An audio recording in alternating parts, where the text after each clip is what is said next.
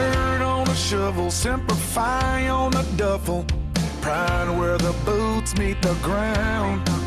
It's a bull under buckle, Hail Mary in a huddle. America is my hometown.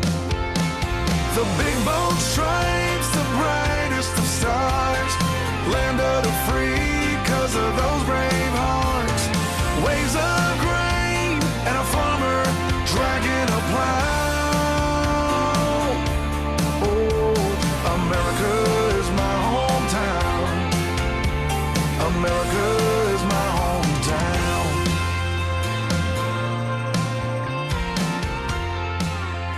What is up, Rio Hondo Prep football fans? Happy 4th of July as we are celebrating another great holiday here in America.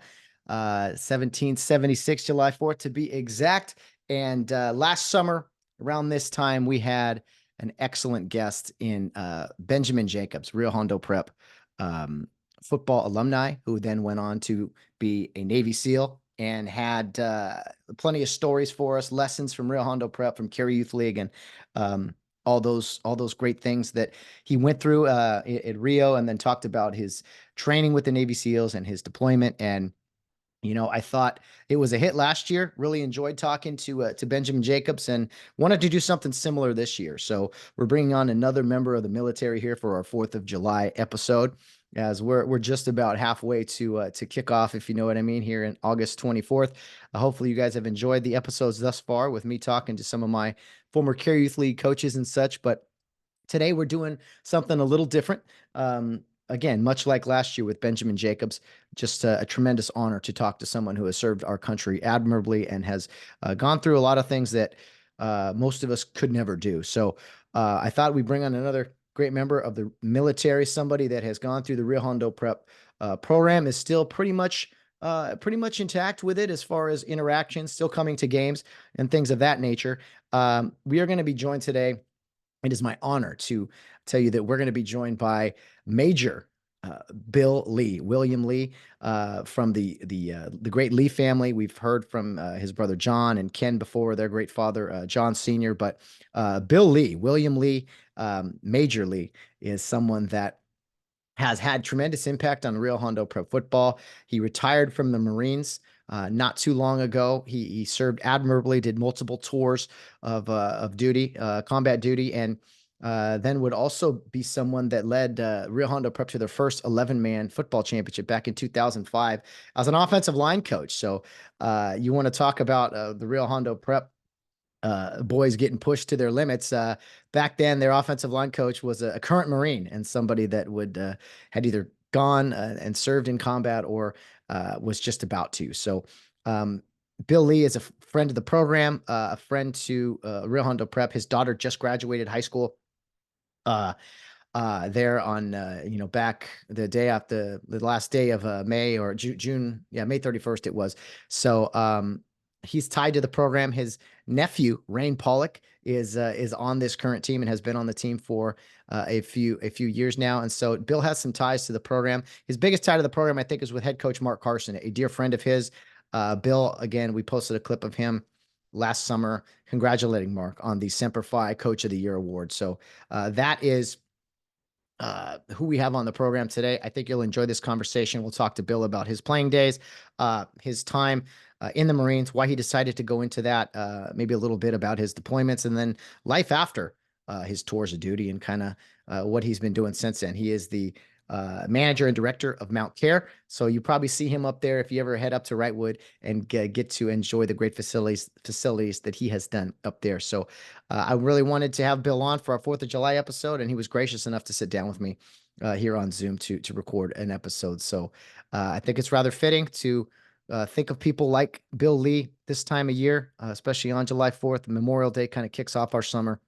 Think of all those who have given their lives, paid the ultimate sacrifice. And, here we are getting to talk to a real hero, real life hero as well. Someone who served and has served with some amazing heroes as well, who probably gave of their lives, at least gave of, the combat and been wounded and such like that. So we'll hear some stories from Bill Lee here, but also tie it all into Rio Hondo Prep football if we can, just like we did last summer with Benjamin Jacobs. So it is my privilege, my honor to bring on Bill Lee as we celebrate the 4th of July here on the Charge to Keep podcast. And I hope you guys enjoy this episode, and not just from a Rio football standpoint, but makes you truly think about our country and the brave men and women who give so much for us, do all the hard work behind the scenes that does not go unnoticed. We appreciate them, and we owe them a great deal of gratitude. So now we will bring him on, the main event, if you will, retired Major Bill Lee from the United States Marine Corps. If you see him in person down there at Rio Hondo Prep football games, he's just as fun as could be, always smiling and everything. But just know that, underneath it all is a proud warrior and someone that has I'm glad it was on our side, if you know what I mean. So let's get to it now. Our featured special guest for this 4th of July this summer in 2024, Major Bill Lee from the United States Marine Corps.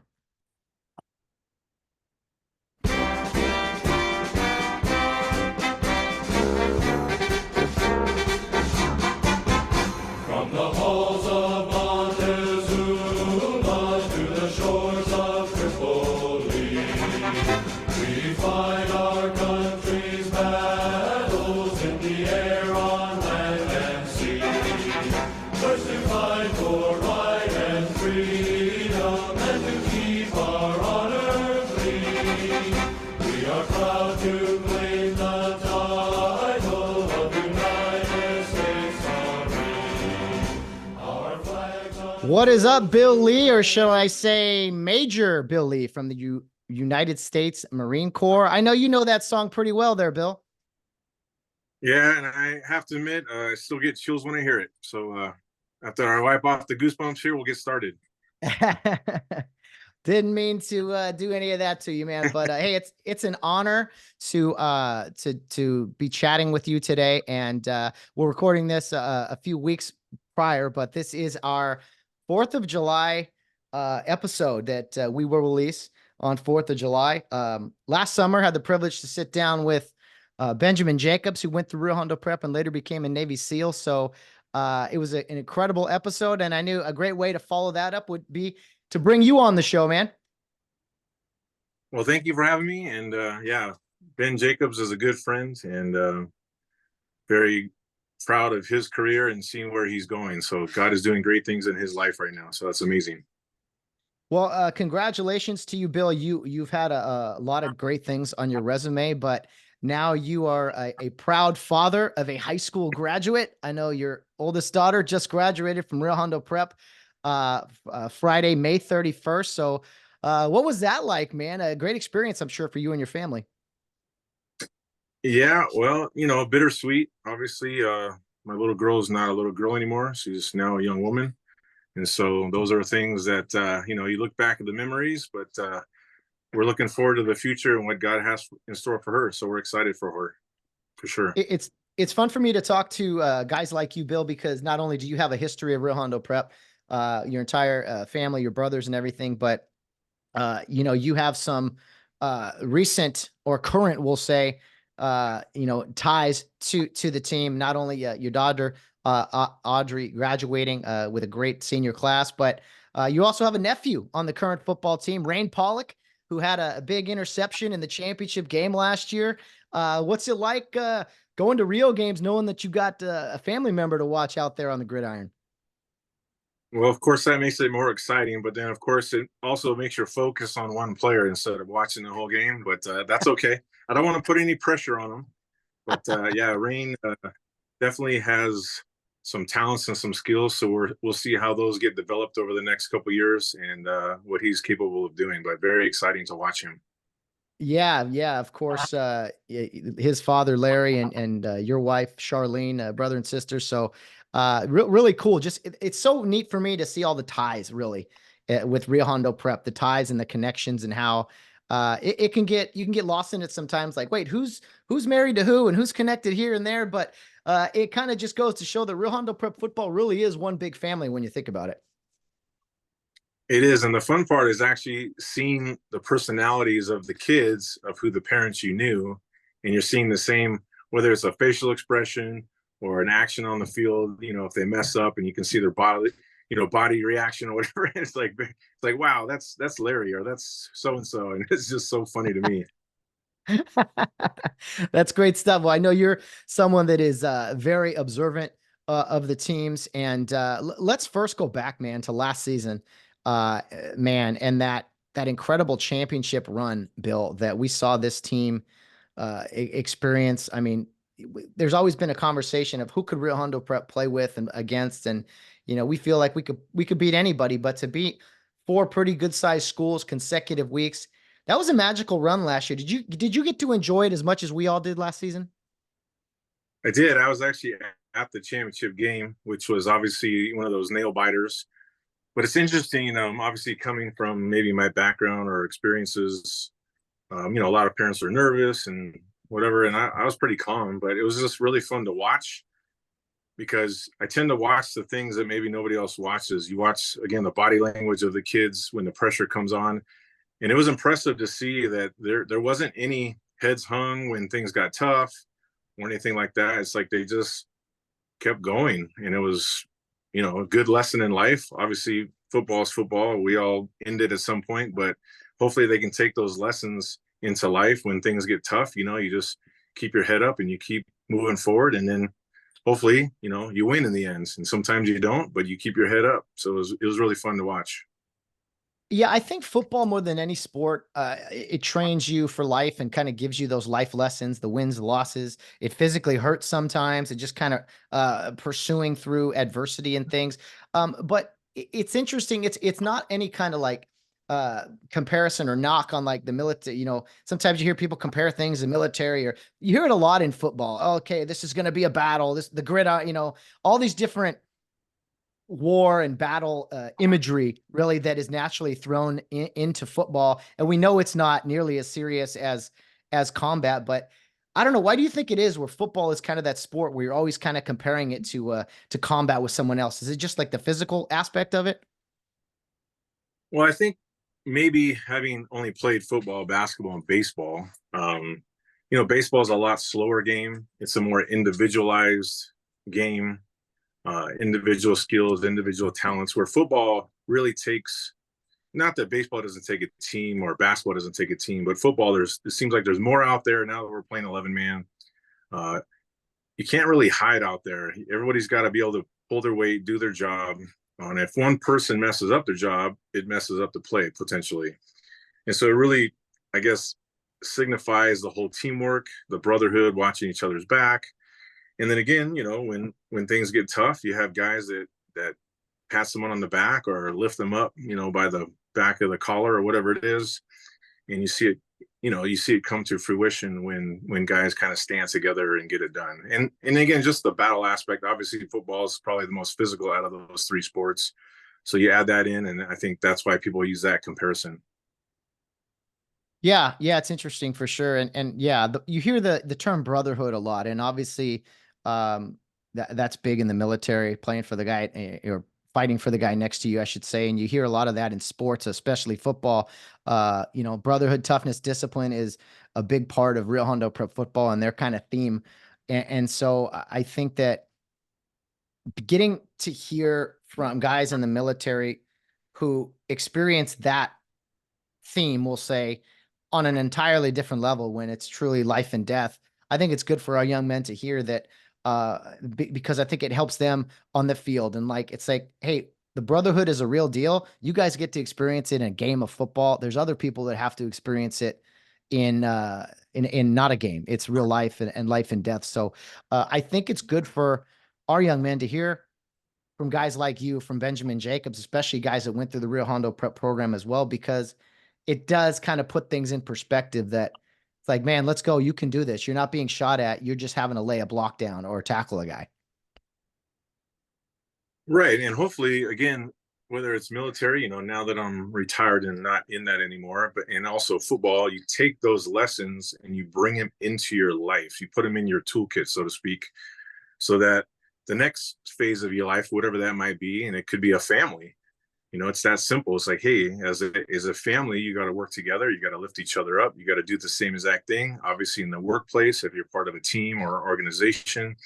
So the lessons that football, military, baseball, basketball, any of those things bring us, I think that's the point of why Rio Hondo Prep does these things, is because we hopefully are teaching these kids through the sports. That's our method to get to the means of creating that tenacity, creating that teamwork, creating that grit, whatever you want to call it. So hopefully those are the lessons. I know me, I was on a championship team. I honestly don't remember any specific play. I don't have those memories, but what I remember is just the team aspect of it, lifting each other up. And even to this day, the guys that were on that team, I'm still friends with, and we still do the same thing today.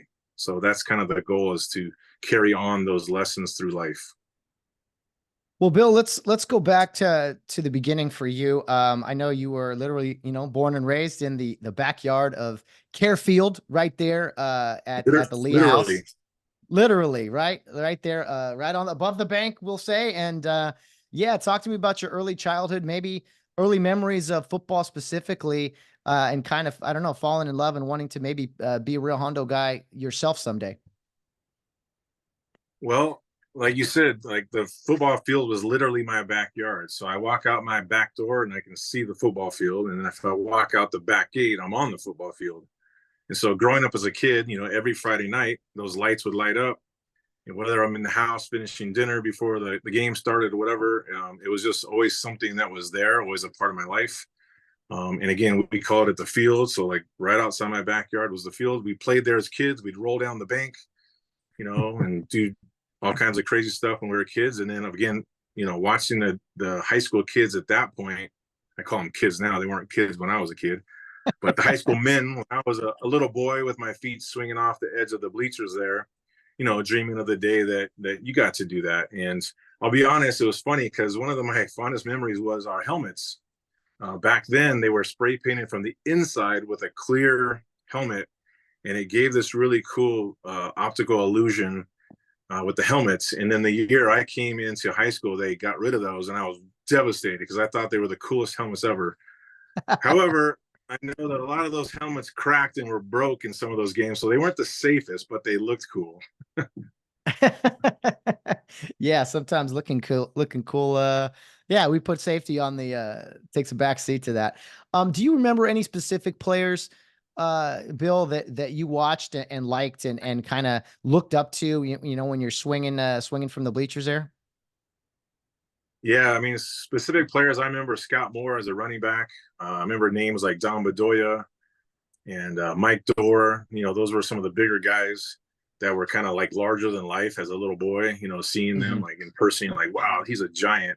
And then, of course, Coach Mike Dowd, he was always someone that I really respected and admired. And it's funny because as a little kid walking around, he'd always, in passing or whatever, he called me Wild Bill. He's like, hey, Wild Bill, and he'd always say something like, oh man, I can't wait till you play for me or something like that. And that was one of those other things, not that, playing for Mr. Johnson or even Mr. Drain later, but, that was something that I looked forward to play for Mr. Dow, because he was just such a personable guy and lovable, giant of a man. And then when I got to play, he had already retired from coaching, but it was still great. Yeah, it was Mr. Lunny for me. I always wanted to play for him because he was a teacher and just always really funny and, talking to all of us about, hey, you guys are going to play someday, Rio. And yeah, there's something about that. And while we're on that subject, because when you think of Mr. Dowd, I had the privilege of talking to him last year before the championship game, just an honor. And, you look at all these leaders in Rio Hondo Prep football, specifically, Mr. Dowd, Mr. Ken Drain, Gary Lunny, who I mentioned, and maybe there's some other coaches there, but military service, Bill, they all served admirably. Some of them saw, combat in Vietnam. And I don't know, there's something there, I think, about when the leaders of your teams, have gone through something such as like military training. Maybe it makes it a little tough even as a young man when, your coach has that experience. But I think foundationally, Rio Hondo Pro football, having coaches who served in the military, I don't know. I think that means something. Yeah, I think it could. I think also a lot of these guys, because Mr. Johnson, I don't believe served, he was the same way. But I think a lot of these guys, because of their self-serving sacrifice to the organization, to the boys, to the girls of the Care Youth League and Rio Hondo Prep, it's just a different, and I'm not bashing the generation now, but the generation of those guys was just one of leader servant, and they would do anything for you. I mean, look at a guy like Mr. Johnson. He planned all these trips, went on all these trips, coaching football, doing all the things he was doing. I'm like, man, did the guy ever sleep? Did he ever take a break, take a vacation? I mean, their life was just the epitome of service. And so, coming from that as a kid, seeing them and witnessing and then being under them, it just instilled in you that same sense of service, that same sense of sacrifice. And obviously, later as you live for God and the Holy Spirit moves in you, that becomes stronger. But those were the things that I grew up with, and it was just a part of my life. And so serving and service was just embedded in me from all those great men and women, from the school and Care Youth League. So it's just a pretty cool thing now.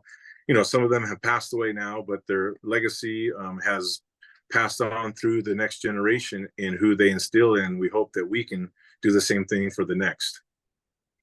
Yeah, it goes without saying that in Rio Hondo Prep and Care, it's all about service and serving others, basically. And, the current motto with Rio is training Christian leaders, leaders and service. Those are words that if you got to sum up the school, that's what they're preparing people and teaching young men and women, that it is about what you do for others and also stepping forward and being leaders. So none of that has changed. There's maybe different methods to it now, but I always tell people in kind of my pitch for Rio Hondo is when you send your kids there, they're going to come out as people that want to serve others. And I think that's a big reason, Bill, why we have so many graduates who go into the military, the fire department, police officers, nurses, you get doctors, you get a lot of people, again, going in that naturally just fit into those jobs because it's a natural way of serving others.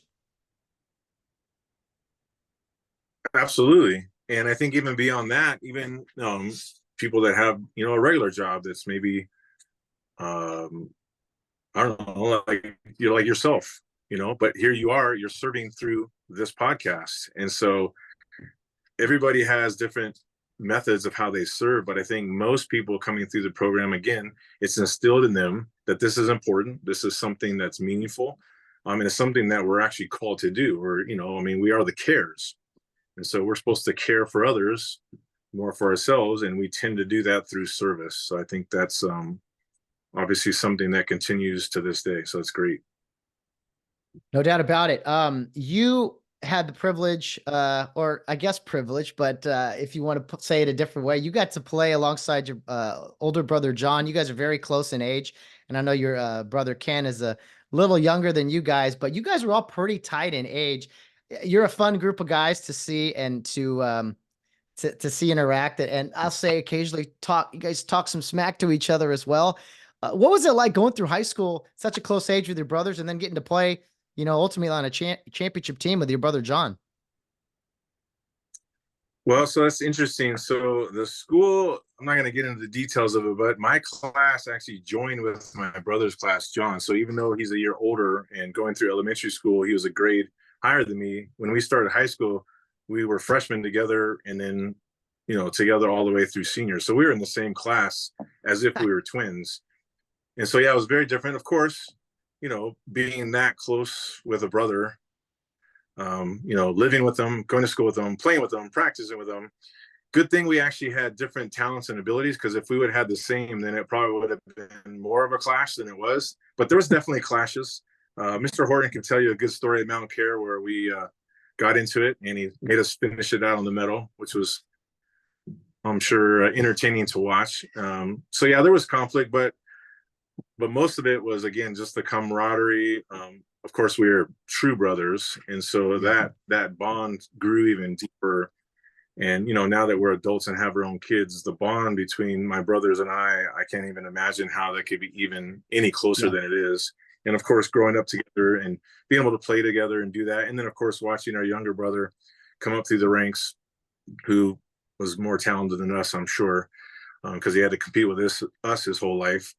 And so it was fun to be there with my older brother together, and then again to watch my younger brother play as well. So yeah, and now obviously with my daughter just graduating, she got to play a little bit. She joined late in her junior year. I still have one more who's a sophomore, so she has 2 more years left. So we'll see, where she wants to go with her athletic career and also drama and other things. So it's just fun to see, and even not your own kids, but just the next generation come through. Guys that I coached now have kids in the program that are in high school, so I'm aging myself a little bit, but it's just fun to see, to see this continue.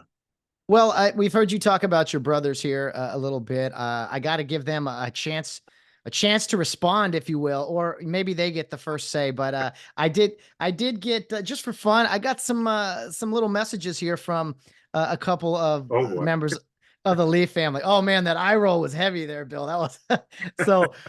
Just as we'll say a thank you to you.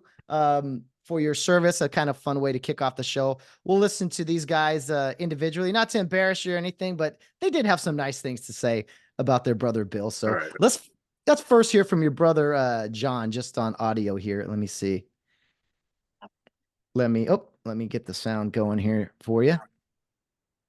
All right, let me know if you can't hear anything. I'd say a little something about you. Start it over. Hey Billy.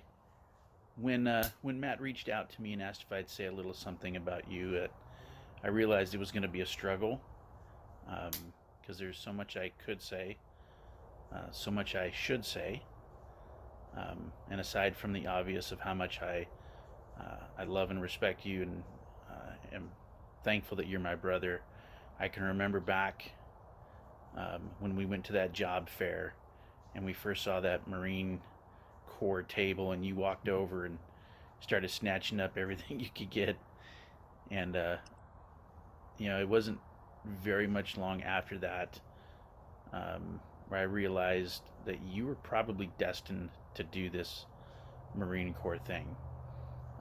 I'm thankful you did, partly out of my own benefit. I get to brag about you to all my friends and colleagues, say that my brother was a major in the Marine Corps. And I respect you more than you know. I love the way that you raise your family, your kids, the way that you honor your wife. You're a godly man who just exudes Christ-likeness. And I respect you so much. I'm very, very much looking forward to getting together again with all of our extended family here this tail into summer.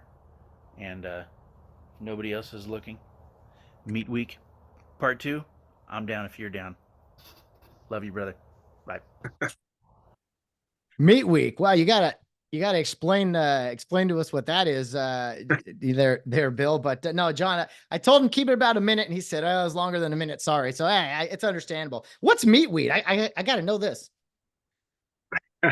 So Meat Week was the label I labeled our family get together last year, because I brought a smoker, and pretty much we just smoked meat the entire time. So breakfast, lunch, and dinner, I kept smoking meat, and the women, of course, they want the salad and the other, side dishes, and I don't do side dishes. So we basically had brisket, ribs, pork, whatever, and it was just a constant smoking of meat. So that was Meat Week.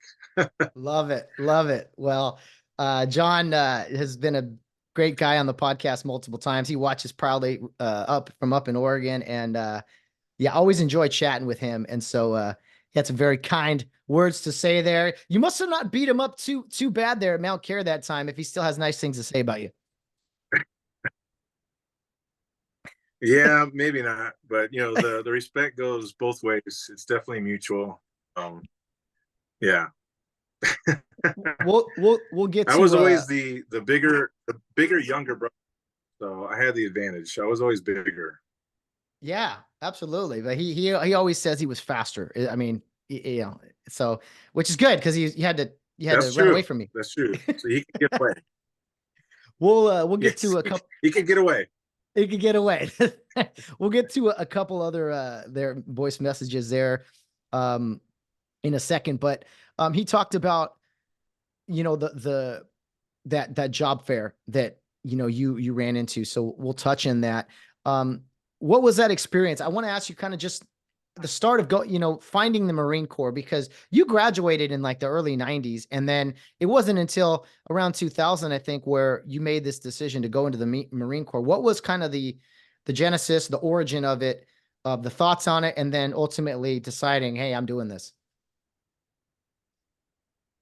Well, it was a good question. That's funny because I totally forgot about that job fair until he just mentioned it. I'm going to turn my camera because I actually have the poster that I got, and I'll see if I can.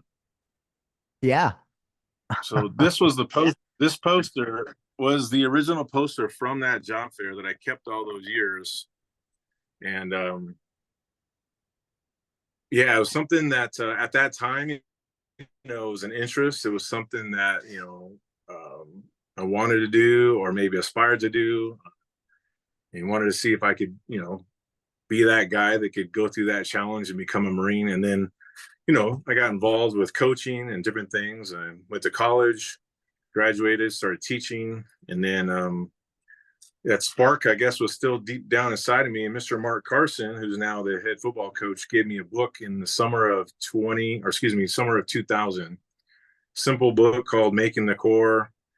And I read the book, and it kind of sparked that flame. And then within months, I was signing up for the Marine Corps and heading off to Quantico. So it sounds simple, or it wasn't that complicated. I can't really explain it. Obviously, there's a lot more detail of my thought process and my prayer to figure out if this was really what God wanted. And I only planned to do 4 years, and then somehow I ended up doing 20. So. Yeah, it's the age-old story about, making plans and, God laughs, or, also just thinking, all right, I'm going to try something. If you never know how things go, it's just God's up there. Sometimes he lets things go and lets things play out, and other times he's clear and direct on you. I love the poster story. The fact that you still have it is really cool. I'm sure when you look at it, you're like, yeah, that's when it started. And pretty cool. For those listening, it said Marine Tough or something like that on it. But yeah, you weren't, a lot of guys go into the Marines, Bill, or in the military, pretty fresh out of high school. Cody Nelson, who graduated not this last Friday recently, but the year before, he went to the Navy and has graduated boot camp and everything. And so he's fresh out of high school. It was 2000, you graduated, I think, in 92. So 8 years after high school. So 20, yeah, it was. 20, So I was 26, 26, turning 27. So when I started Officers Candidate School, or if you want to call it boot camp, I was, I think, 7 days shy of turning 27. So I, started Officer Candidate School, and 7 days later I was 27. So I was a little older than most. But as going in as officers, most of these guys, were still in their 20s, 22, 23. And then you have what's called the Mustangs. They were the guys that started off as enlisted, and now they're moving over to the officer side. So we did have some guys that were my age and even a little older, but the norm was more like 22. Wow. Yeah. And I'm sure there's advantages. And it's funny because when you say, oh yeah, sorry to interrupt, but I was just saying, it's funny because to join the military at 26, 27, 28, you're considered old, which is kind of funny when you think about it. But absolutely. Yeah. And I'm just curious with, that book from Mark Carson. Mark has an eye for a lot of things. That's why he's a great coach, and you guys are very good friends. And I don't know, I think part of me thinks that he probably knew, hey, if you read this book, it'll probably be the end, the sign for you to either do this or not. He probably saw it in you. And I don't know. I think that's what make Coach Carson a great. What was it specifically about that book? Was it just the challenge and you reading about, what it would take to do something like this? yeah, because the book literally was just about a guy going through boot camp. It had nothing to do with combat, nothing to do with anything outside. It was just his story of going through boot camp. And maybe the challenge of that, like his challenge of, getting through that process and becoming a Marine, maybe that's what it was. I don't know. again, this was something that I was very interested in, during high school, my senior year, and it just never came to fruition. And so I think, again, that book just kind of sparked that old flame that was still deep inside of me. And there was some other things going on in my life where I felt it was just time for change and do something different like this. And of course, the leadership aspect of it, I wanted a challenge. I wanted to better myself as a leader. I really feel, people talk about calling. I've always felt a call towards leadership in wherever that might be. And so that was something else, and definitely gained a lot, of skills, knowledge, and things as far as leadership goes that I take to this day from the Marine Corps, of course. And I know there's a sense of pride amongst the different branches of the military. You're very proud to be in the Marine Corps. Was there ever a thought of another branch, or was it something specific about the Corps that stood out to you versus other branches to go into? No, I never considered any of the other branches. And I think the reason was because I knew, and I think everybody knows, the Marine Corps is the toughest. And so that was obviously there's entities within other branches that are tough, obviously Navy SEALs and things like that, or Green Beret and things like that. But as far as just the branch goes, I never had any other thought of any other branch. My cousin was actually in the Air Force, and he's a little bit older than me, and he was trying to convince me to go to the Air Force. And of course, that would have been blasphemous, to leave the Marine Corps for the Air Force. Yeah, no doubt. I love the fun interaction amongst the different guys, and the we're all on the same team at the end of the day, but there are some friendly rivalries for sure. You mentioned 2000, and it was the summer of 2000, and I brought this up with BJ last summer, but I mean, it kind of goes without, I mean, you got to bring it up, of course, because so much happened after that. But 9/11, 2001, I remember I was a junior in high school when that happened. And I think for so many of us, it still is very vivid in our minds, the impact of it, just seeing your country under attack, and a sad day for sure. And I mean, when that happened, was there added motivation after that to continue your pursuit of the Marine Corps? Kind of, where did 9/11 fit into kind of the beginning of you joining the Marines and everything? Well, I think my experience going through Officers Candidate School and then starting what's called the basic school, that's when 9/11 happened, when I was in the basic school. So I was already commissioned as an officer when 9/11 happened. But I think what happened was, the training up until then was training, and it was tough and it was hard, and it was the Marine Corps. But after 9/11, it just went up a notch. I don't even know how to equate that to anything in life. Maybe regular season and then postseason, but even that doesn't compare, because this notch was highly, highly elevated. Everything got very serious, very quick, and you became way more intentional in the training. So now the training wasn't just, I need to know this. It was, I needed to know this because I will be taking men into combat. And so it just made it more serious. It didn't necessarily solidify like a career. I still planned to do 4 years. I didn't plan like, now I'm going to make it, a career or anything like that. It didn't change my mindset on that. It just changed the mindset on why we're doing what we're doing. And yeah. So that was the main focus. And for me, like a lot of the guys in my class at that time, came from that area in the East Coast. We had a guy actually that worked before joining the Marine Corps, worked in one of the towers, and a lot of his colleagues and friends were killed that day. I think about 15 of people that he knew closely, and that just brought it even closer to home. And it just made everybody more resolved in what we were doing. And I think at that time, especially in the Marine Corps, everyone was like, okay, let's go. Like, send us, we're ready. Like, send us over.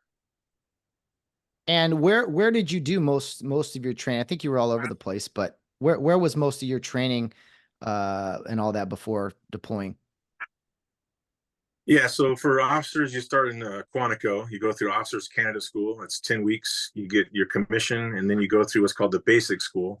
Our basic school was elongated because of 9/11 and everything that was going on at that time. So that, I remember 6 months, maybe a little bit more than that. And then after the basic school, so that's kind of all the basics, weaponry and orders and all the different stuff that you would assume any officer would know. And then from there, you go to your what's called MOS, military occupational specialty. And I was a comm engineer. So comm engineer school was down in North Carolina. So after finishing in Quantico, I went down to North Carolina. That was a 3-month course. And that is everything from measuring a bridge, how much demolitions you need to blow it up, to how to demine a minefields. And of course, IEDs were the next big thing that was coming up, otherwise known as booby traps in Vietnam, same thing. So we were learning how to, defuse or detect those things. And then, a little bit of heavy equipment and stuff like that, but we were more focused on the demolition side. Had an opportunity after that to go to a course called Advanced Breachers Course. And this was demolitions in an urban environment. So, hey, we're going to do a coordinate knock, which means we're going to come through the door and do a sweep of a building, but we enter it with, explosives, whether it was coming through doors, windows, walls, or even coming through the roof. If we're going to helicopter down onto a roof, blow a hole in the roof and then start from the top down, because that's always the safest way instead of going from the bottom up. Wow. That definitely is a lot there. And yeah, no reason these guys are so prepared with all that they do. Now, this was, again, 9/11 was 01. How soon, when was your first deployment? First of all, how many did you end up doing? And when was your first? And if you could take me through the different years that you did deploy. Yeah, so I didn't deploy in the beginning of the war. So Afghanistan, we were in Afghanistan first. I mean, immediately after 9/11, we had our special operators in there, and then we had conventional forces come in later. But Iraq really took the front stage in 2003 when we invaded or went into Baghdad and took Baghdad. And then after doing that, with their army being dissolved, then the insurgency happened. And that was where I got more involved. So my career in the beginning, from 2001, getting out in 2000, late 2004, I didn't deploy into combat at all. I was actually with the 3rd Marine Division in Okinawa, South Korea, and we were doing stuff in the South Pacific. So I had deployed, but not combat deployments. So I did missions up on the DMZ in Korea with South Korean Marines, where we demine minefields, our old rice paddies and different things, stuff that had been in the ground, since the 50s, different minefields and stuff like that. And then a couple other different things called KITP and again, just training operations, really training with our allies in that Pacific theater. And then when I was getting ready to leave the Pacific theater, I wanted to get to Iraq, because every Marine did. And then I ended up moving out to 29 Palms, and then they changed my order last minute. I was supposed to go with the unit that was deploying, and then I didn't. And I ended up working at 29 Palms my last year before getting out.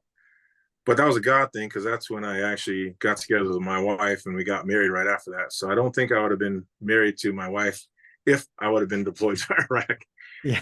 And also another God thing, that deployment, they were slotting me after I had already chosen to leave the Marine Corps after 4 years. They were trying to keep me back in, and they were giving me a job with first LAR, so light armor reconnaissance, as the engineer for light armor reconnaissance. And that was a pretty prestigious job. I turned it down to get out and get married. That unit was the unit that went into Fallujah. And so that was another God thing, because I know they had a lot of casualties. And I have some friends in the Marine Corps that went through that battle and are still pretty messed up because of it. So I thank God. And of course, I got a beautiful wife out of the deal. So I got a good end of the stick on that one. Yeah, definitely. I mean, it's an odd question. I mean, yeah, Fallujah was, oh man, chaos over there. God bless those guys. I gotta ask, I'm trying to ask this correctly. Like, okay, you trained to be in combat. It's what you train to do. It's obviously what you prepare for. They always say, train for war, pray for peace, something like that. But that said, you mentioned all Marines wanted to go to Iraq. Like, is it an odd, like, two-way kind of a street? I don't know exactly what I'm asking, where you want to get into combat, but you also don't want to, because you also know that there's risks in it. I mean, what was kind of that mentality of like, yeah, we want to go in, we want to get involved in this stuff, knowing that you're going into a very violent potential situation. I don't know exactly how I'm asking it, but there was this desire to get involved in it, yet also knowing, if I don't go, that's not the worst thing either, because I'm obviously safe. So what was kind of the mentality of that, Bill? Like, I want to get in combat, because it Well, sounds like you were itching to go. yeah, I can't speak for, all Marines, obviously, but I know for me, the mentality was, yes, I want to go. And again, trying to equate it to civilian life. So imagine, talking about football, imagine you practice football, right? And you're out there doing 2 days and you're doing all this stuff, you're working hard, but then you never get to play in the game. And some of our guys experienced that during COVID where they practice and they didn't get to play much. Well, obviously they want to play more. And, there's risk in football, obviously not the same kind of risks. But so I equate it to that. Like you're training, you're doing all this. And of course, your mindset is I'm trained well enough that I'm not going to die. It's going to be the other guy that's going to die. And so I never had that thought of, oh, I don't want to go in case something happens to me. It was always the opposite. It was like, no, we're ready. Like send us. I think that's the Marine Corps, whether you want to call it camaraderie, esprit de corps, or brainwashing. I mean, it's a fine line. But I don't think any Marine believes they're going to die. I think they all think they're going to go in there and make the other guy pay for. Yeah, It's like we like to say, we don't decide who goes to heaven or hell. We just arrange the meeting. man, that's intense. And yeah, it's true. And I'm one of, I mean, I know I'm a guy that I'm a huge supporter of the military, and I believe in usually the cause and it being just. And it's interesting, Bill, when you step back and look at it all, it's like you're trained to yes, put harm on other people. You're trained to hurt other people, but ultimately you're doing something difficult and going after bad guys because it's you wanting to make a difference and caring for people who can't defend themselves. That's the way I look at it. The ability to go out there and wreak havoc, cause harm, against an enemy is because you do feel the sense of being there for people that can't defend themselves, and just being there for people that, I don't know, making a difference. Is that kind of the outlook when you go out and do some of these hard things in combat? Yeah, I think you have to put it in a different kind of light and a different perspective. So my mentality was, I'm never trying to kill anybody. I'm never trying to harm anyone. I'm just trying to stop harm against others. So however you stop that harm. So, if a guy is trying to come and harm somebody, if I can stop them by just my presence, and they surrender, then that's great. Now, if they continue, then I'm going to stop the harm with other means. If those means end up meaning that person dies, that wasn't the intent. I'm not trying to kill the person. I'm trying to stop the harm that they're trying to cause. And so if you have that mentality, then I think you can make decisions in a better way, in a better light. And police officers face the same thing. We're trying to stop the threat. Now, however I stop the threat, and that's why they have different levels of force, because the idea is to stop the threat, not to kill the threat. And so it's just a different mindset that you have. And, I'm not going to dive into politics or anything, but, I think the news media over those years, the past 20 years or so, I don't trust most of what they say or show or promote in general. I like hearing from the guys on the ground and what their experiences were like, because I've talked to a few different guys who deployed Iraq, Afghanistan, and asked them about kind of the reception of like the civilians when you guys were there. I saw some great photos with Ben Jacobs, with taking some photos with kids and things. And it seemed like from the people I've talked to, I'm sure there was some mistreatment too with people, who didn't like that you guys were there. But I mean, in general, did the people understand that you guys were there to protect them, make a difference, fight, the insurgency and terrorism? Or was there some times when, man, it was tough because these people just aren't really grateful for our presence there? No, it was obviously a growth process. So the culture is a little different than ours. So to build that trust and respect took time, but it also took showing them that we were going to do it. You couldn't just say it. You had to show them through your actions. And so once you showed them that, no, we're here to protect you with our lives, then it became, and the culture is very accepting. And if you ever seen Lone Survivor, the movie, and how that family, brought him in, and we're going to protect him with their lives. That's the culture. So I got to see it up front because I was on a small team of guys that were advising and training. And, I got the privilege of being the officer to do that. So we would go and talk to local sheikhs in a village.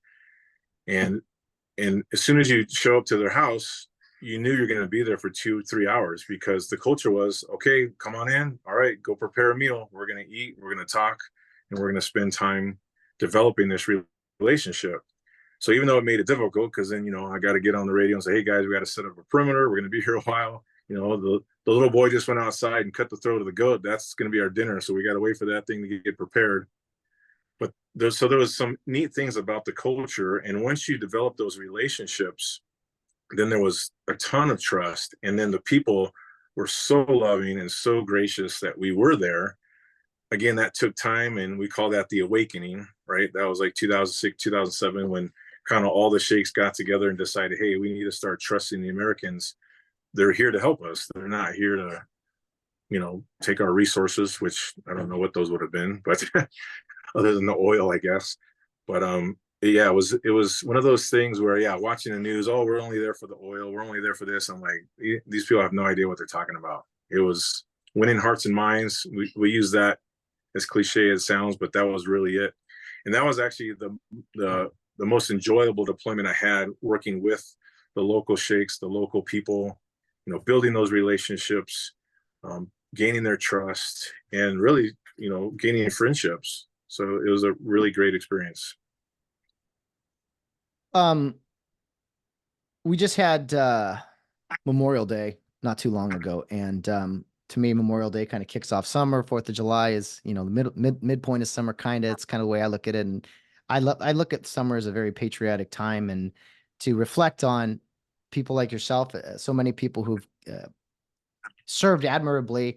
But with Memorial Day specifically, I mean, that's a time that, all the flags and crosses you see at cemeteries, especially Normandy or Arlington, it means something a lot more. And we don't need to hear specifics necessarily, but as far as did you lose any guys close to you, Bill, or guys that I don't know, guys that just stood out and really you think about to this day, on a day like Memorial Day or 365, I got to imagine. I didn't lose anybody to combat in the units that I had was a part of, which I'm grateful for. But there was definitely guys that I went to school with, other officers that did lose their lives in service. And it's hard, especially the guys that, you knew pretty well, and you knew their families. They have kids, they have wives. And so the one thing with Memorial Day is a lot of people don't understand, because a lot of people are like, hey, happy Memorial Day, happy Memorial Day. It's not a happy day for most. Well, I shouldn't say most. For those that have gone and experienced losing people, it's not a happy, it's a memorial. We're remembering the fallen. And so I think if we remember that, especially in the civilian side of things, that, hey, this is a day where people are mourning. This is a day where people are going to grave sites, visiting their loved ones' graves.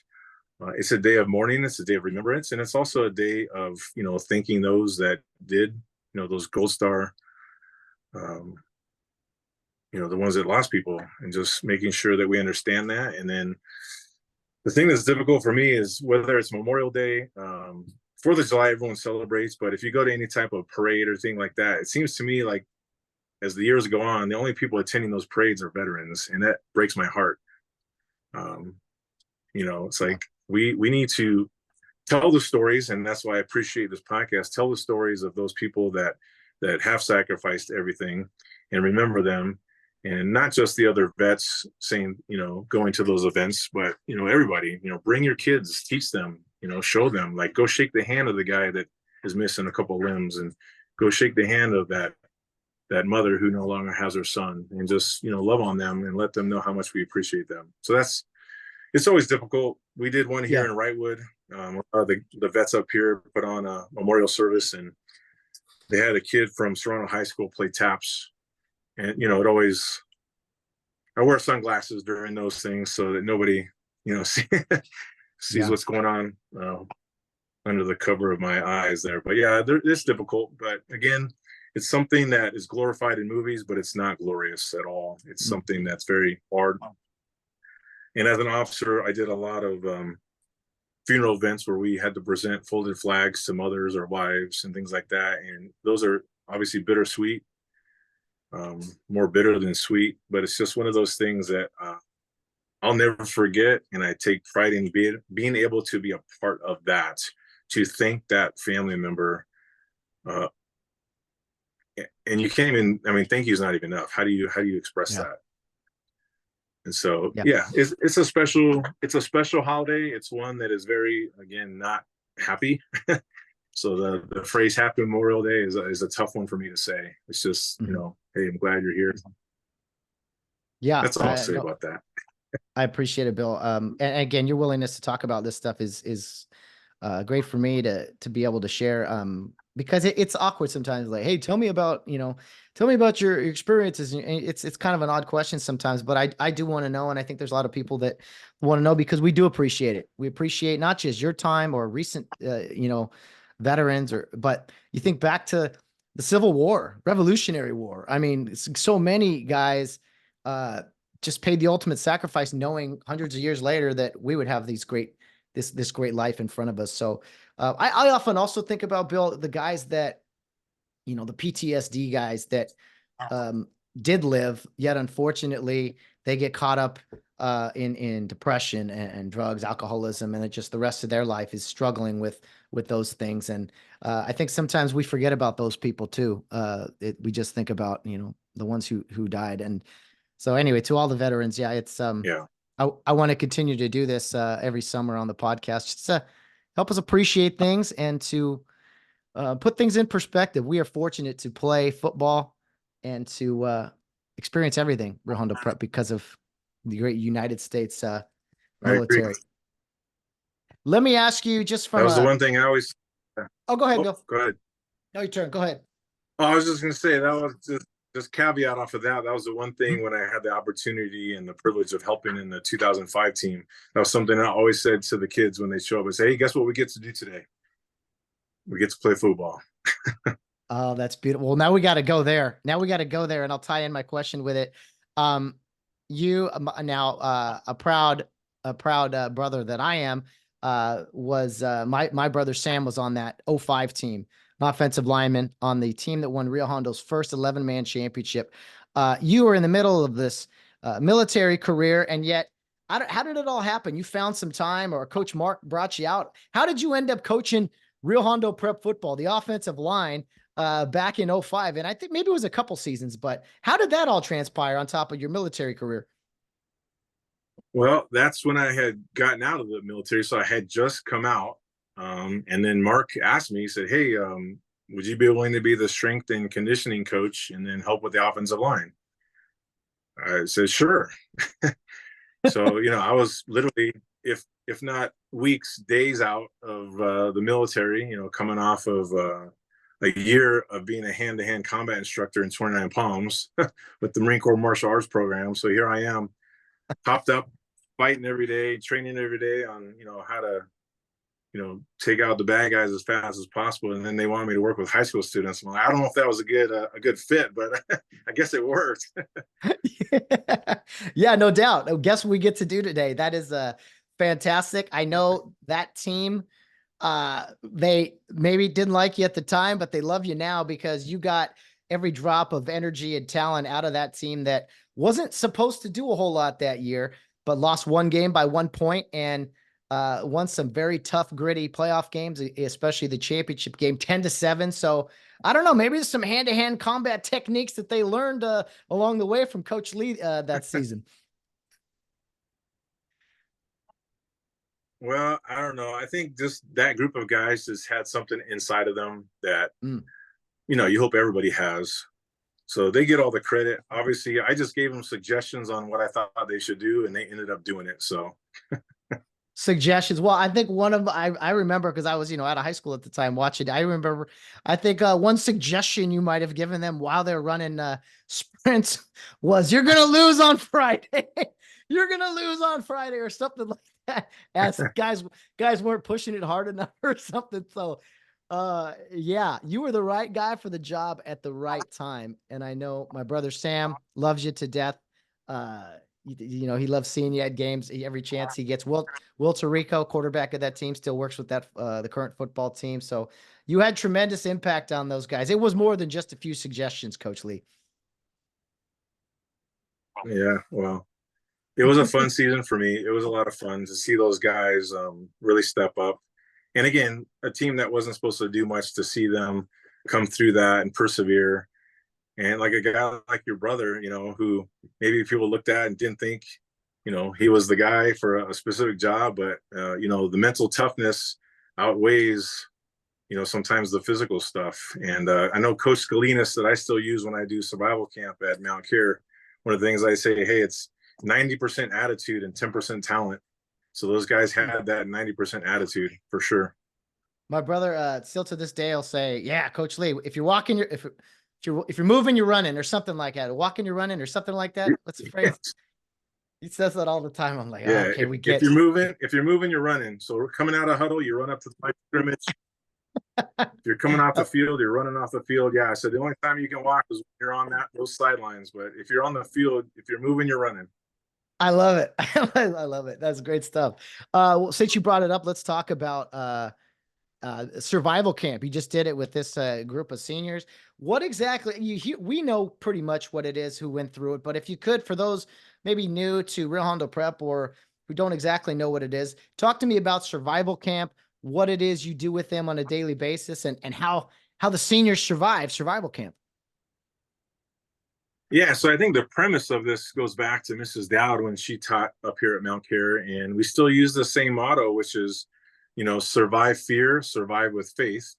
And then you take the first letters of those, and that gives you the basis of surviving. So the first survive, survive fear. So that'd be shelter, and then fire, and then survive with faith would be signal, water, and food. And so it's kind of an acronym, but it's really the motto of the camp is survive fear, survive with faith. And that goes to not only survival, but with life and their spiritual walk and their spiritual journey. There's no reason to fear if you have God in your life, and you want to survive with your faith. And then you bring that into, of course, the actionable things that they're going to be doing during the 2 weeks I have them. So we have them the first semester a week, and then the last semester another week, where they kind of bring everything to fruition, and they go out for an entire 24 hours. They got to build shelters the way they were taught the previous week. They're going to build water stills. They're going to, learn how to get water from the lands. If they do have streams or whatever, we learn how to boil it to make sure the water is pure. And of course, making fires without matches or lighters or anything like that. So we'll use sparks, teach them how to gather the right materials to do this. And it's just a great life lesson. Obviously, you learn some things on if you really did have to survive for, a couple of days or a week. I mean, we're not giving them the alone, like stay out there for months at a time and how to hunt and do those things, but we're giving them the basics. So if you get lost for a couple of days, we can come find you and you can survive. But it's really more the mental aspect of the whole survival, because most people in a true survival situation, or even POWs, you hear about this, it's about losing hope. And if you lose hope, that's typically when people die or don't get found. And so it's more about the hope. And so again, we try to equate that with life. So yeah, you have hope that you're going to make it, but the same kind of hope we have in our salvation with Jesus Christ. So it all ties together, and I think it's just a great time. The kids like it, I think, young men and women, excuse me. And it's just fun to see some of those people who have never camped, who have never been out in the woods, and then come through it, and say, man, we did it.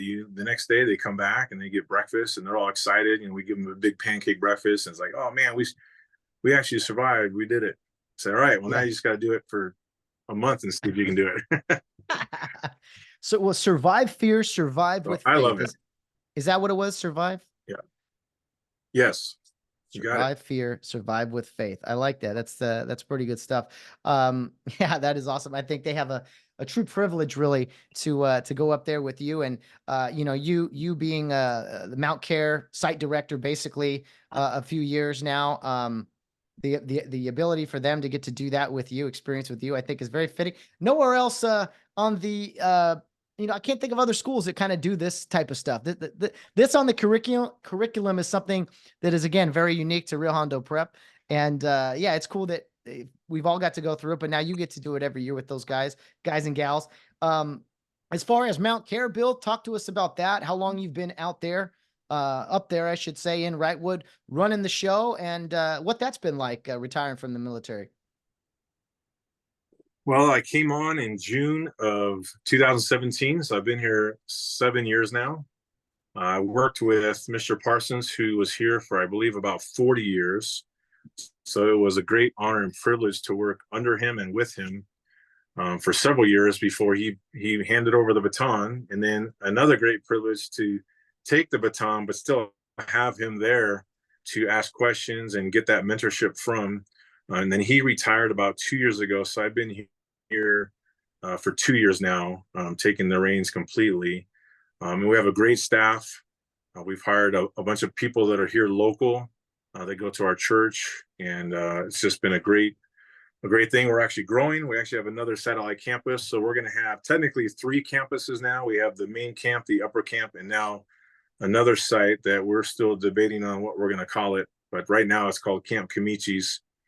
It was a camp that had been abandoned in the 80s. And then Mr. Parsons, again, with his amazing foresight, was able to acquire that about a decade ago. And now we're starting to develop it for another campus. So very excited about where the camp is going. It's very special to me. Again, not just because I work here, but this is where I had my experience, kind of like my knocked off the horse experience, whatever you want to call it, that Paul had, where, you know, I met Christ for the first time and realized that, you know, I needed to change in my life. And that was the beginning of my career and my path with serving the Lord. And so it's just a very, very special place for me. Yeah, and for those who haven't been up there in a while, man, it's really, really neat. The renovations, what you've done up there has been tremendous. And I know you have a lot of camps every week, but I would encourage people, of course, with your permission, Bill, people got to get up and see you sometime up there. Different ways. I mean, is there any ways families can come up and get the Mount Care experience sometime? Yeah, give me a call. Obviously, if you're a member, we got the Care Youth League camps every summer, and the older ones, we do the winter camps. And then beginning of the summer, Memorial Day typically is when we do it. We do have family camps. And so that was designed for some of our younger members that maybe mom and dad aren't quite ready to send them off on that big yellow bus and wave goodbye. So we give them the opportunity to come up together and experience the camp with the little ones, so that they're now able to do it a year later or so. And then as far as like alumni and stuff like that, yeah, just give us a call here at Mount Care, and we'll see if we can't, you know, get you up to visit. So I'll give the number here on the airwaves here, 760-249-3807. Give us a call. My email is just bill@mountcare, spelled out MOUNTKARE.org. So bill@mountcare.org. Send me an email. And yeah, if you want to come up and visit, we have one A-frame left. So if you're an A-frame guy from way back, you can come. We still got one up. The other one got taken out by a winter storm last year, unfortunately. And then Viking Hill, we still got one of the outhouses, pit toilets up there. So if you want to come back and experience that one more time, we let you do that as well. I love it. Old school, new school. Hey, as long as the mess hall food is still as good as it used to be, man. Oh man, some of the best meals of all time up there at the Philip Ostergaard Lodge and all that. Oh man. So the meadow is sacred ground to all of us, I think. Oh, absolutely. Yeah. And the food, you know, food is always better when you're with friends and fresh air. So we have the best food on the planet just because of those first 2 reasons. Friends and fresh air make great food. Oh man, I love it. We'll keep things rolling here, Bill. Won't take too much more of your time, but a few more questions to ask you and such. But first, let's get to another one of your family members. Another voice message from brother Ken. I think this one is a little shorter. Yeah, a little shorter, but thought let's see what your younger brother Ken had to say about you and your military service. Hey, Bill, this is your brother Ken. I just wanted to say first, I love you. Secondly, thank you for all the years of service that you gave to our great country as a United States Marine. The sacrifices that you and your family did for our country to allow us to have the freedoms that we have don't go unnoticed, especially by me, your brother.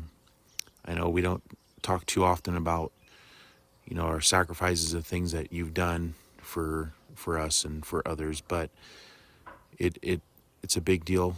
And I think a lot of people just think, oh, that's Bill. He's just, and you think, oh, I'm just doing it because this is what we do. But you're out there putting your life on the line for not only this country, but your family, because we live here as well.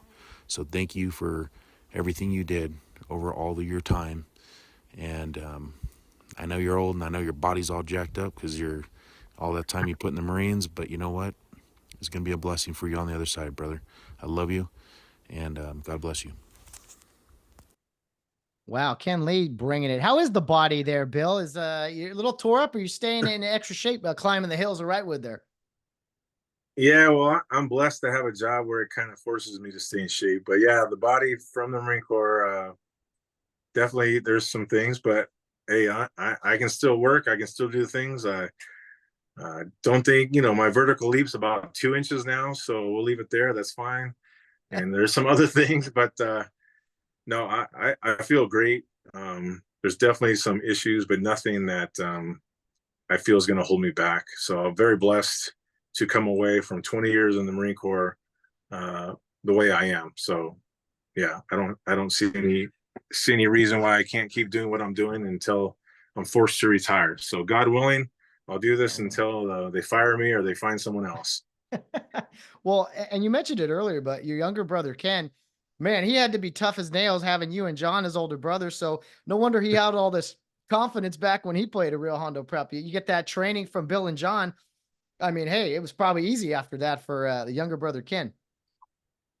Yeah, he was that poor kid, in the living room, like, hey, jump over this little obstacle. And then he did. We take the pillow and take his feet out from underneath him, and watch him land on his head. And then he cried. And we go, no, you're fine. Like, all right, now do it again. You gotta love it. I don't know what girls do and stuff, but us young boys, yeah, we think of all kinds of fun ways to get in trouble and hurt ourselves. Don't tell mom and dad. Be quiet. Be quiet. So good stuff, Ken. Ken came down for graduation, I think Friday, right? Coming all the way down from Idaho. He did. So it came down to see his niece, our daughter Audrey, graduate. So thank you for that, Ken, and their family. I mean, what a great way to just stay connected and just love on her when she graduated. So very appreciative of that. And I know that's a long drive. Yeah.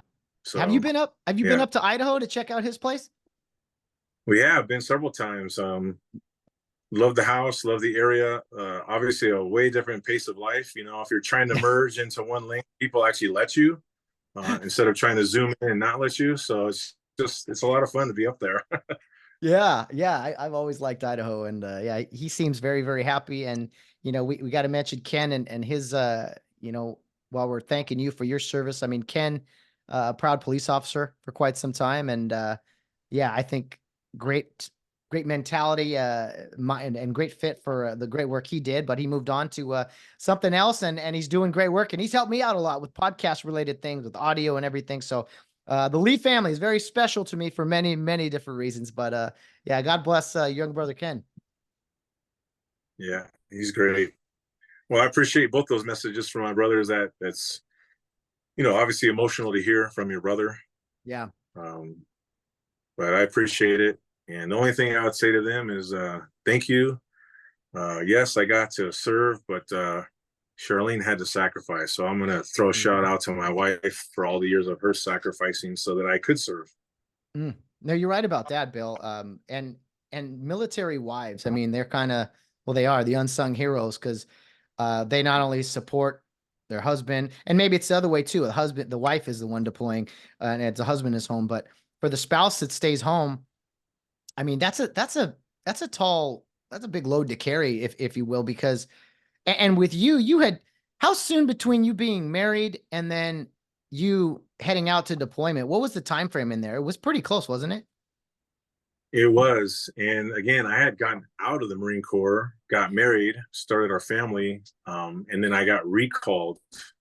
I got presidential recall orders back after about 2.5 years of getting out. So our youngest was on the way. She was born just before I left. And so, yeah, my wife married a civilian. And then after the two children were kind of there, then I was gone. Even though it was a 7-month deployment, there was workups and other things before that. So it was more like 9 months. And then even coming back from that deployment, 10 months later, I was deployed again. And so again, the sacrifice, she deserves all the thank yous for the sacrifices. How often when you were gone, Bill, and maybe even, or what you heard from other guys too in their experience, how often were you able to get on a video chat or even a phone call with your wife and kids when you were gone? I think, what are you gone? Usually around a year or so. And I mean, when your kids were as young as they were, did they kind of understand that, hey, dad's going to work for a year or so and then coming back, or were they too small to kind of understand all that? No, my first deployment, they were too little. Like I said, my first deployment, Audrey, my oldest, was about a year and a half, and Reese was just born, like 2 months. So, Reese has no memory of my first deployment. Audrey has a little bit, but it was more of the second deployment when they're a little bit older, especially for Audrey, my older one. But yeah, what was it? I kind of missed that. Oh, what was it like? Where was? Were you able to able to communicate? Yeah. I mean, more than just letters or something, but So the first deployment I was on was called a MIT team. That was the advisor training mission. And so that one, I was not able to communicate often. So when I'd come back to, we were in like what's called the forward operating base. Like literally one of the places we had taken an abandoned building, sandbagged the doors, windows all around it, put trip flares and booby traps, and then we lived in it. And then we'd operate out of there, just away from any kind of population. And so the only way to communicate was through a satellite phone. And we would let our guys call, whether it was wives or moms or dads or whatever, maybe every other week or once a month. I don't remember. It wasn't often, but I remember, talking to my wife about it. I said, don't ever expect a phone call. Don't ever expect an email, because I don't know when I'm going to be able to do it. That way you don't have to worry. And there was times where it would be maybe a month or longer without any communication. And then you come back and resupply, then you're able to sit down and Skype or whatever it was back then, Zoom today. And then you'd have those moments. And then the second deployment was not the same. It was where we were turning over the airfields to Iraq, and I had access to a computer almost daily. So I could send emails, I could communicate with them. So, but the first one was more difficult that way, where there was very little communication. Man, yeah, that'd be just so nerve wracking. I guess no news is good news, but at the same time, like just waiting around that, man, if you don't have faith in some of this stuff, I don't know how people get through it, honestly, without kind of faith in those around you to kind of lean on. So I always just like asking the details and kind of getting to know, what it was like for everybody. Because so much of this we can just goes by the wayside. Oh yeah, that guy served. Thank you very much for your service. But there's so much more that goes into it. And just for kind of transitioning or kind of switching gears a little bit here, Bill, at some point in the summer practices, maybe early season games, it's going to be hot. It's going to be real hot for our boys out there practicing on the field and, drinking water and running and all those things. And it's going to be warm and uncomfortable. Take me back to being in the middle of the desert with all of that gear on. How hot would it get out there? And also how cold? I mean, I'm sure that was a challenge sometimes for you at night. I'll be honest, the cold was more challenging than the hot. There was definitely hot times, 110, 115. But as long as you're hydrated and you eat properly and you do all those things, you can withstand that, and you almost get used to it. And then obviously wearing the gear, that's where some of my long-term chronic injuries come from, shoulders, because you're carrying the flak jacket with all your gear on, 30 pounds every day, just weighing down on your shoulders. But yeah, I mean, you sweat through your t-shirt and, your trousers and everything else, but you just got used to it. And that wasn't a big deal. But I remember when first coming into country, I was in early December, and we were flying, in the back of CH-46s. And to get all of my guys to Haditha Dam, which was our final destination, we really just hopped rides with different pilots trying to get everybody there, since we were a small team of only 15 total. And so we didn't have like a scheduled flight for us. So we were at an airfield, I think in Al Assad. And then some guys, like for me, I was the last one, of course, because the whole, leaders eat last kind of mentality. Hey, make sure you guys are taken care of, get them. And then, so I actually flew by myself. I caught one helicopter. It took me from Aditha to Baghdad, then Baghdad to Fallujah, Fallujah to Ramadi, Ramadi back to Baghdad, and then finally got to Aditha. It was like a 3-hour trip going back and forth, refueling, this and that. And I'll never forget, because all the windows were missing in the CH-46. So not only with the blades going, but it was winter, and it was freezing in the back of that vehicle. And every time they'd land, whether it was to refuel or drop off guys, I'd go to the back and I'd stand in front of the exhaust to get warmed back up, So it's just so I could feel my fingers again. And yeah, so that was my experience. The cold actually was more difficult to deal with than the heat. Wow. Wow. That's somewhat surprised, but yeah, just having to move in all that gear in the heat, you can't think about it all because you got a job to do. There's other factors in there. Was there ever, Bill? I'm sure there were. I mean, again, if you don't want to go into specifics, you could just say, yeah, there was a few situations, but was there, I don't know, you fight with no fear, right? We talked about surviving fear kind of with survival camp, but were there times where there were some scary moments for you where obviously it's somewhat scary, just that atmosphere, but was there some moments where you really had to, I'm sure you're leaning on God the whole time with your faith and just saying, hey, your will is your will, but were there some scary moments out there for you that, you were fortunate that didn't go a different way for you? Yeah, absolutely. And it's interesting because in the moment, it wasn't scary. It's always after, when you have time to reflect and think. So in the moment, you're just dealing with it because you don't have time to be afraid, and you just revert to your training. So there was definitely multiple moments where it got tense. It got, to the point where like, hey, this is going to go down and it could get ugly. But there wasn't fear in that moment. It was always after that event was over. Then you had time to kind of go debrief. You could actually, cognitive brain turns back on a little bit. And then you start to think, and then that's where I would maybe shake a little bit, or you'd feel those nerves come in. It was after the fact. It was never in the moment. And I can only benefit that to our training and, of course, the guys around you. You're so centrally focused on what you need to do in that moment that you're not really thinking of the fears and all those things. And I think that's why guys do what they do. They hear these heroic stories. It's like, wow, that guy's a hero. I was like, yeah, you could label them that, but literally they were just reacting to their training. And if they're fortunate to live afterward, and you've seen all kinds of Medal of Honor recipients say like, oh, I don't deserve this. I just did what anybody else would have done. And because I think they truly believe that. And I think there's definitely truth to that. And so you just hope that whatever moment you're caught up in, you don't have to, have the negative effects of whatever that moment might bring in the time. So yeah, very, very fortunate. A lot of close calls. Of course, IEDs were a big thing. I have some photos of where we were inches away from rolling over an IED. The ground, as the vehicle's weight hit it, it actually popped it up out of the ground. So we just missed it. And, just 2 inches to the left could have been catastrophic. So obviously lots of moments where I can just point to, God's sovereignty in protecting us and keeping us safe out there. And like I said, both my deployments, we brought back everybody we took over. So very fortunate to have that experience, because I know many, many did not. Yeah, definitely. There's a lot of people. And I know this wasn't Iraq, but it was Afghanistan, the withdrawal. I think it was 14 guys who were killed in that bomb not too long ago. You don't have to speak on it if you don't like, but I thought the withdrawal from Afghanistan was rather depressing. Personally, I can't imagine guys in the military who were there for so many years, did so many things, to see how that ended, how that all went down.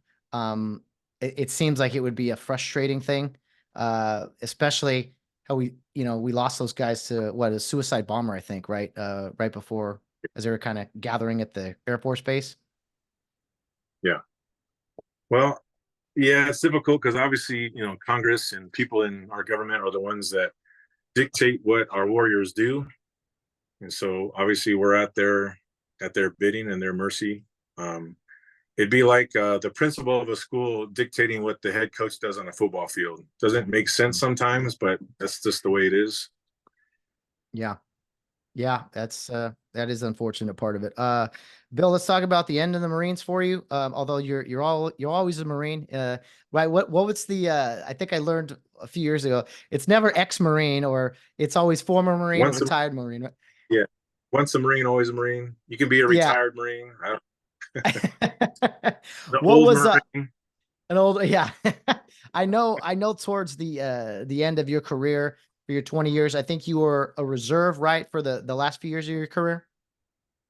Yeah, so the last 5 years, so I did 14 years of active duty and then 7 years as a reserve, in Wow. order to take the job here at Mount Care. And yeah, so my last 5 years, I had some broken time before that, like I said, when I had got out and got recalled. But then my last 5 years, I did as a reserve, working out at 29 Palms. And yeah, so that was the end of my career. It was, a time where, if I'm honest, it was just kind of marking time, obviously trying to be employed and pass on knowledge and experience as I could. But obviously the years that I enjoyed the most were the first, 10.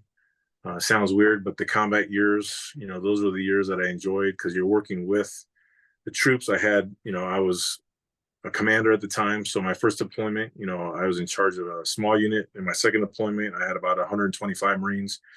And then after that, you start getting behind the desk a little bit more. And then the last 5 years was just kind of like, I'm that bullpen guy. They'd call in, if they needed things here and there. And that was fine. It all serves a purpose for the greater good of the Marine Corps and what the needs are. So, but yeah, so it was a good career. I can't complain. Definitely wasn't my plan. Like you said, God had a different path and direction for me. And I can look back now and see how it was guided by God and how those experiences brought me to where I am now and how they're benefiting me and the camp because of those experiences. Yeah, we are blessed to have you and to have you be at in Mount Care and Rio Hondo Prep. I hope people understand. Again, you're an example of the sacrifices so many people have made, and your wife as well, Charlene, and the times. She did it solo, and she had a great organization to help her as well. But yes, thank you so much, Bill. Can't thank you enough for your service. I want to ask you briefly about your time after the Marines. I know you did some private security work. Either maybe you were still in the Marines at the time, part time, or as a reserve. But I know you did some private security work, and I got to say, man, if people are asking you to come in and protect them, watch over them, then man, they're in pretty good hands. And obviously, we're looking for the best of the best. So that was actually, yeah, during the time I was coaching your brother's team. So when I got out of the Marine Corps the first time, looking for employment, trying to figure out how to support the family I just started. And obviously, translatable skills come out of the Marine Corps. It's like, where do you go? It's like, okay, well, I could do this private security bodyguarding. I get to carry a gun. I can kind of do the same kind of a thing. And so I went down to LA to, get my guard card and get my weapons certification and those kind of things. And then it's a weird kind of long story, very Men in Black in how I got hired, but very strange. I ended up scoring very well on the pistol course there, ran by a retired LAPD guy for 30 years. And he's like, hey, so where are you planning to work? And I said, I don't really have a job lined up yet. And he's like, I think I have someone that might want to hire you. And so that was the beginning of getting hired by a company called Gavin DeBecker. They're a private security company, high-end executive protection. And this was kind of the infancy of this company that's now blown up a little bit bigger. So there was only about 100 agents at the time when I was working. And then, the rookies would work behind the desk and you work these high-end mansions owned by billionaires or whatever, and you secure their property. And I'm like, this is boring. And they had what they call details where you could actually go wherever they would go and basically be a bodyguard. And I talked to one of the guys, I'm trying to remember his name, but anyway, I said, how do I do that? And he's like, well, this is like a company based on merit. Just tell me what you want to do. I said, well, that's what I want to do. So he kind of took me under his wing and we started doing details together. He trained me up on some of the techniques. Of course, we went through courses and all kinds of things that were on par, if not more elite than the Marine Corps even. So I got a lot of great training and had an opportunity to do that. And it became very demanding because then these people that you were protecting got to know you personally, and and they would request you. It's like, hey, I want Agent Lee to come to France with me and protect my family on our vacation or whatever it might be. And so that job only lasted 9 months, even though it seemed like it was a long time, because it got too demanding and it was pulling me away from my family more than the Marine Corps. Because in that 9 months, I had gone to Manhattan, New York for details. I've gone to San Francisco. I was in London. I was in Cannes, France. And so I was kind of all over the place. And I'm like, even though this is great, it's kind of a single man job. And I ended up resigning from that job 9 months after I started. So it didn't last long. Well, it sounds like you at least got some to use some of your skills and abilities there to not nearly maybe the conflict out in the Middle East, but guarding celebrities and being security for that. That's pretty cool, I must say. That's not a bad gig for a few months. It sounds cool. It was a lot of work. 15-hour days. You're basically Secret Service for people that can afford you. That's what it was. Got you. A lot of. So we would even if we went to hotels, we'd up the security. We'd add cameras. We'd add different security devices, and then of course the actual protection of the people was a part of that too. So it was just a lot of work. It was enjoyable. I learned a lot. I learned a lot about that community and the actual threats that are out there. We was, this poor person, like they make millions or billions in some of the cases for us, but they're definitely threats against them and that need being protected. So interesting. Well, I know that just is another experience for you that I think, hey, you were definitely the right guy for that job as well. And just being personal with people, I'm sure they enjoyed your time. Actually, why they that obviously is why they what's it called? Recruited you or requested you, I will say. So it sounds like another great experience. We'll wrap it up here soon. Bill, I want to ask you about the term Semper Fi, which Coach Carson won the Semper Fi Coach of the Year award last year before the season even started. The Marine Corps came out and presented that.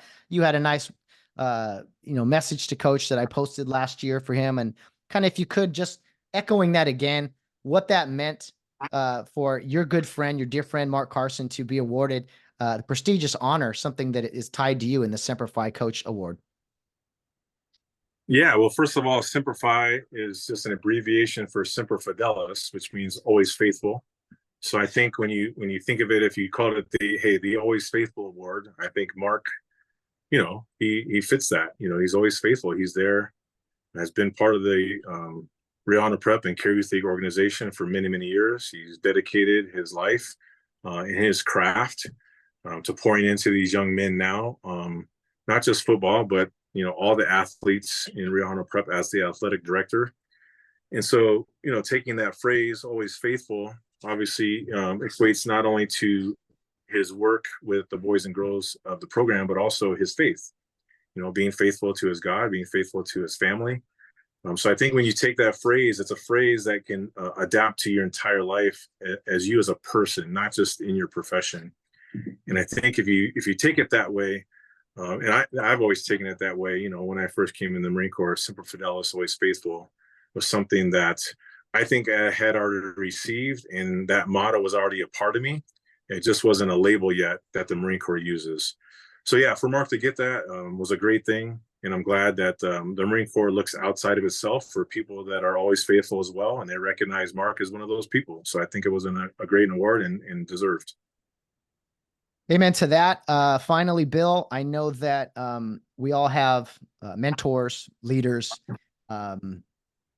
people that we look up to. And I know someone you look up to greatly is your father, John Lee Sr.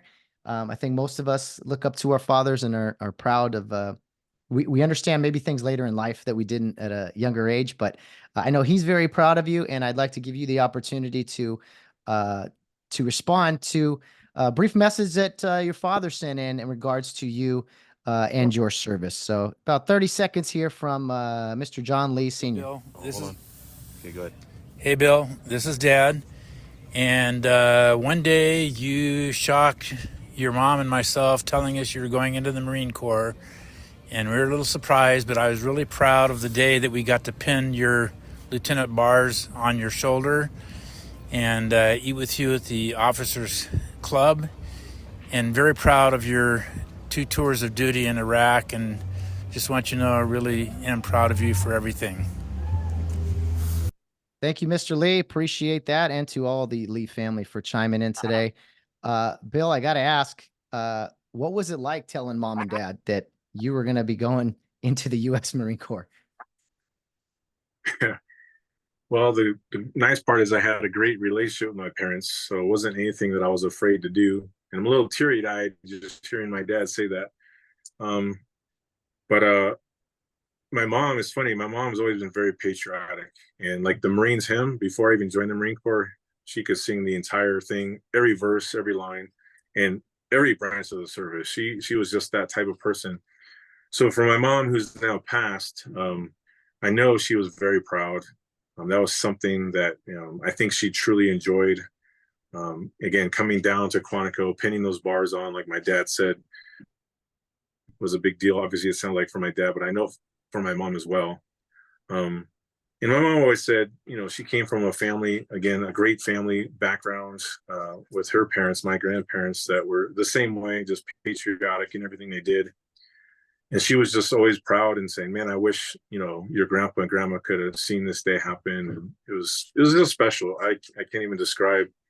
And obviously, anytime your parents support you in anything you do in life is always just special. So whether it's joining the Marine Corps or, a profession or a game in sports, just having them there to say that they're proud of you is something that's very special. And of course, as a child, you're wanting to please your parents. You want them to be proud of you.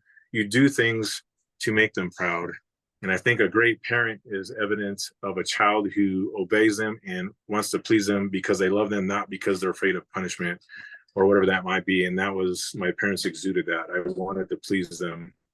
And I wasn't afraid of crossing them because of my punishment. I was afraid of crossing them because of their disappointment in me. I hear you there, man. Well said. And yeah, God bless you and the Lee family. Bill, thank you so much for your service and for sitting down with me today. It's the 4th of July when this is released, 1776. I know the Marines, the history of the Marines is tied into the holiday. So if you could talk about the 4th and how we're tied in and to get us around 3rd and home safe for this episode of the Charge Keep podcast. Yeah, well, as you know, the Marine Corps birthday was 1 year before the founding of the country. So November 10th, 1775 is the Marine Corps birthday. And so obviously proud to come from that long heritage, but more proud to say that I am a United States citizen living here in America, the greatest country ever. It's still an experiment. We're still struggling to keep it free and to keep our Constitution alive. So that's something that we also need never forget, is that this is not a done deal. Freedom is not free.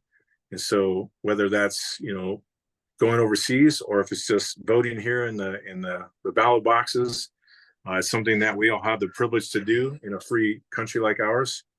And I just want to say happy 4th of July, which is really happy Independence Day. And just want to give a shout out to Great Britain. Thank you so much for allowing us to have this great country and stepping aside. That's a dig on my commando friends out there. Oh, I love it, man. God bless you, Bill. Thank you from the bottom of my heart for your service, man. Hey, with guys like you in the Marine Corps, if I was the other team, I'd be putting down my weapons. I wouldn't even give it a second thought, man. God bless you and your entire family. Can't wait to see you, man. Rio football's around the corner, and yeah, we'll be back at it real soon, watching your nephew run around and all that good stuff.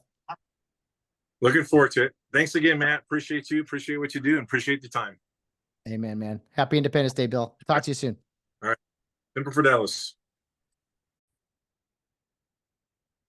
Well, as I continue to do this podcast year in and year out, I continue to find myself incredibly fortunate and very blessed to be able to, yes, talk Rio Hondo Prep football and the origin and the history of it and all these great things. But I get to talk to people like Major William Lee, who I think stands for so many things. He stands for so many ways in which Rio Hondo Prep alumni carry themselves. And we should all strive to be someone like him, someone that is incredibly giving, selfless, and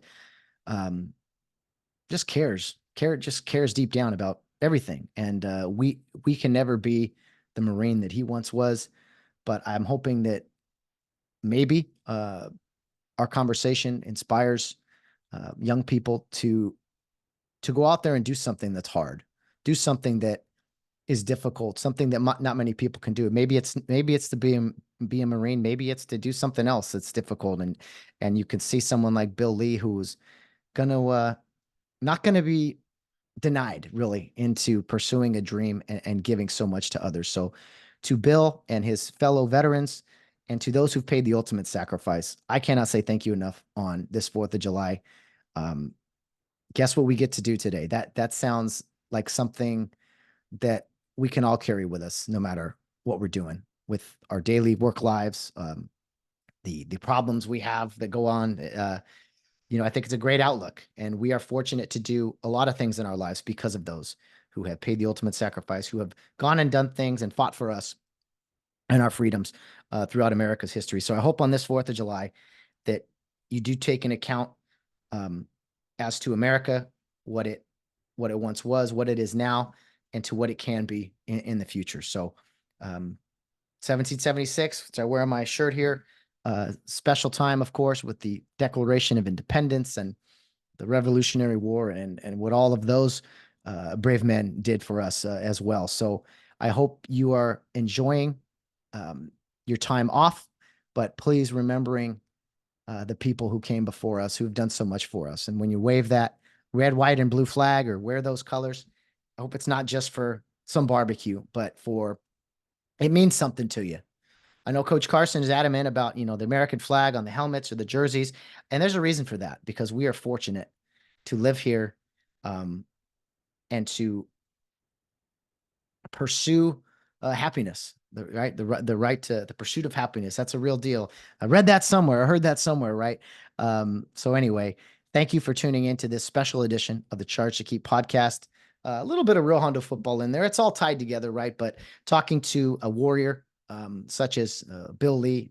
Thank you, Bill, for sharing some stories, memories from your deployments and your experiences on the battlefield and with the brave soldiers, the brave Marines, I should say, that you got to be around. So thank you to people like Bill and so many of the Rio Hondo alumni who have gone on to the military. I mentioned a few already, but whether it's currently serving in the Navy, Marines, Army, those of you who've graduated, a friend of mine, Maynard Bohorquez, West Point graduate, serving in the Army, the military service of some of the leaders from the past at Care Youth League. Thank you so much to all of you, and looking forward to keeping this podcast going as long as I can and trying to do something like this every 4th of July, because it means a great deal to me. And it's just a small way that I can say thank you and put our season in perspective. So Bill Lee, I know it doesn't